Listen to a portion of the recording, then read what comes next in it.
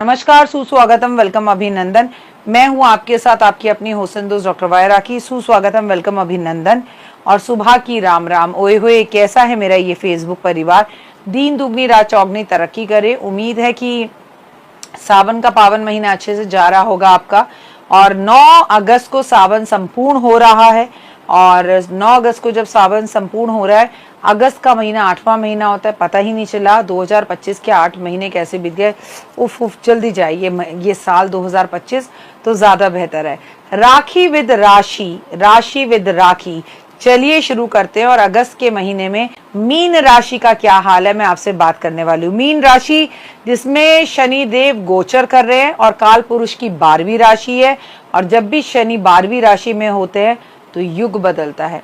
जब भी शनि मीन राशि में होते हैं और वक्री हों, जो कि वो 13 जुलाई को वक्री हो गए हैं, तो दुनिया के अंदर बड़ी जबरदस्त उथल पुथल होती है और हर रोज आप अपनी जिंदगी में उथल पुथल देख ही रहे हैं। मीन राशि के जातकों के लिए अगस्त का महीना मिश्रित फलदायी रहने वाला है। अगस्त के महीने की शुरुआत में आपको दूसरे के मामले में टांग अड़ाने की बजाय खुद के लक्ष्यों पर फोकस करना चाहिए, अन्यथा प्रॉब्लम होगी। यदि आप इस दौरान लोगों के साथ उलझेंगे तो आपको बहुत नुकसान होगा। लोगों के साथ उलझने की बजाय अपने काम में समय लगाएं तो बेहतर होगा, क्योंकि इस वक्त शनि भी आप ही की राशि में गोचर कर रहे हैं और शनि की सारसती का दूसरा चरण चल रहा है मीन राशि। साथ साथ ये याद रखिए कि शनि इस वक्त वक्री हैं, तो आपको निश्चय रूप से मनचाही सफलता मिलेगी और महीने की शुरुआत में कुछ मुश्किलों का सामना आपको करना पड़ सकता है, जिसमें आप अचानक से कुछ बड़े खर्चे आपके सामने आ सकते हैं और बजट जो है वो गड़बड़ा सकता है। अगस्त के महीने के दूसरे हफ्ते में घर में किसी बुजुर्ग महिला की सेहत को लेके चिंता रहेगी। वो दादा दादी, नाना नानी हो सकते हैं, मम्मी पापा हो सकते हैं। मैं वैसे भी आपको लगातार 2025 में बोल रही हूँ कि घर के बुजुर्गों के लिए ये वर्ष अच्छा नहीं है। इस दौरान कार्य क्षेत्र में भी कुछ काम काज को लेके अतिरिक्त उम्मीद से ज़्यादा बोझ आपको उठाना पड़ सकता है, जिसके कारण आपको कई प्रयास करने पड़ सकते हैं और आपका मन परेशान हो सकता है। हाथ पैर कमर कंधों में दर्द हो सकता है।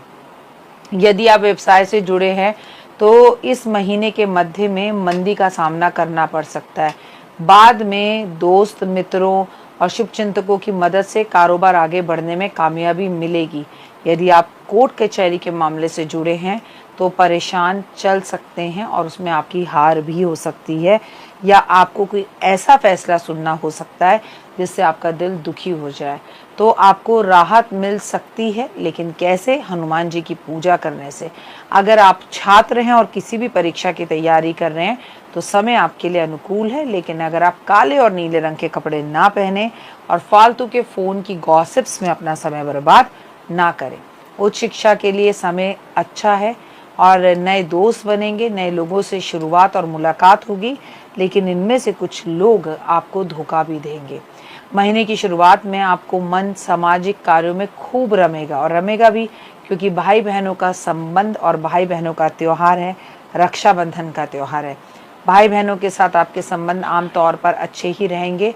विवाहित लोगों के जीवन में सुखमय बना रहेगा। महीने के बीच में जीवन साथी के साथ, पार्टनर के साथ या अपने लवर के साथ आपको हंसी खुशी समय बिताने का मौका मिलेगा और कोई छोटी मोटी यात्रा भी होगी। प्रतिदिन आप हनुमान जी की पूजा करें और 7 बार हनुमान चालीसा का पाठ करें। आपको शनिवार जाकर पीपल के पेड़ पर चीनी डालकर आनी है और शनिवार पीपल के पेड़ पर चौमुखी सरसों के तेल का दिया जलाना है। कन्याओं की पूजा बहुत करनी है। लाल रंग की मिठाई खाएं और गरीबों में बांटें। गाय की सेवा करें, गाय को हरा चारा खिलाएं। यदि आप संभव हो तो प्रतिदिन कम से कम बुधवार के दिन आप कुछ उपाय ज़रूर करें। बुधवार वाले दिन आप मंदिर में जाकर भगवान को पान का भोग लगाएं, चाहे वो महादेव को पान का भोग लगाएं, चाहे हनुमान जी को लगाएं, चाहे गणेश जी को लगाएं।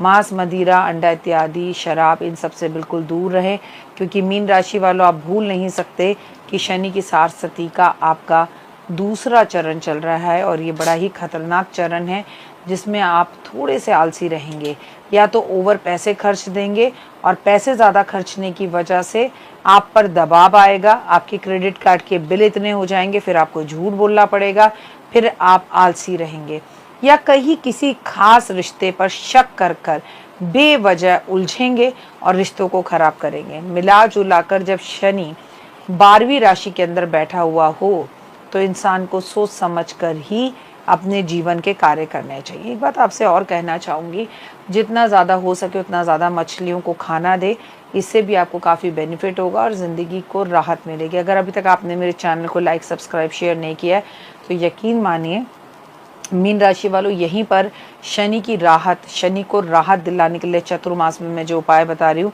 वो सिर्फ यहीं मिल सकते हैं। तो अगर आप मुझे इस वक्त कमेंट्स में सिर्फ और सिर्फ जय माता दी लिखिए, क्योंकि माँ जहाँ होती है वहाँ सिर्फ फ़ायदा ही फ़ायदा होता है और रेमेडीज़ जो होती है ना पावरफुल हो जाती है। तो कर्मों पर बिलीव कीजिए, और अगर आप मुझे देख रहे हो और आपको मेरी बात समझ में आ रही है तब तो लाइक सब्सक्राइब और फॉलो बनता है। फिलहाल दीजिए इजाजत, अपना और अपनों का रखिए खास ख्याल। माता रानी की असीम कृपा पर बनी रहे। आप दीन दुगनी रात चौगनी तरक्की करें और जीवन में आपको कभी किसी चीज़ की कोई कमी ना हो। ओए होए, जय माता दी।